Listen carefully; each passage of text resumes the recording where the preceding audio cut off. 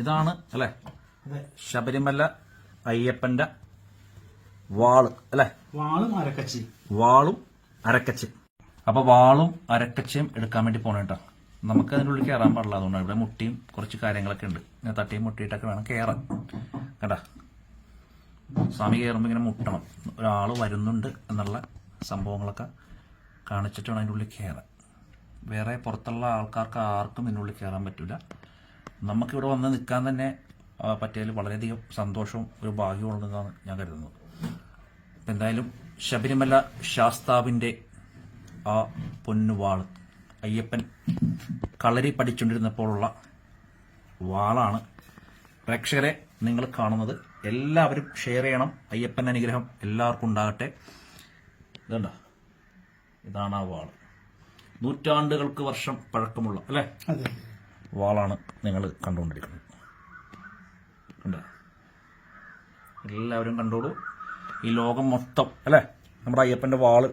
സാധാരണ മൂന്ന് സൈഡ് മുറിച്ചുണ്ട്, മൂന്ന് സൈഡും മുറിച്ചുണ്ട് ഈ വാളിന്. ഇത് എയറിൽ നിന്ന് ഫൈറ്റ് ചെയ്യുന്ന വാളാ. ആ ഉണ്ടോ, ശരിക്കും 800 വർഷം പഴക്കമുണ്ടാവില്ലേ? 800 വർഷം പഴക്കമുള്ള അയ്യപ്പന്റെ വാളാണ് നിങ്ങൾ കാണുന്നത്.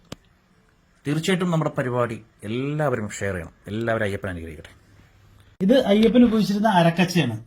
ചില അയ്യപ്പൻ ഈ യുദ്ധത്തിനൊക്കെ ഇറങ്ങാൻ നേരത്ത് അരയിൽ വലിച്ചു കിട്ടുന്നതാണ്. ഇതിന്റെ നീളം എന്ന് പറയുന്നത് 12 മീറ്റർ ആണ്.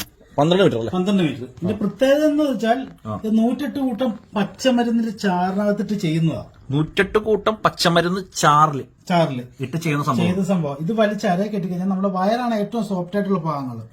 അവിടേക്ക് മുറിവ് പറ്റി കഴിഞ്ഞാൽ ഈ തുണിയിൽ കൂടെയാണ് മുറിവ് പറ്റുന്നുണ്ടെങ്കിൽ ആ മുറിവ് ഓട്ടോമാറ്റിക് ഉണങ്ങുകയും രക്തം കട്ടുപിടിക്കുകയും ചെയ്യും.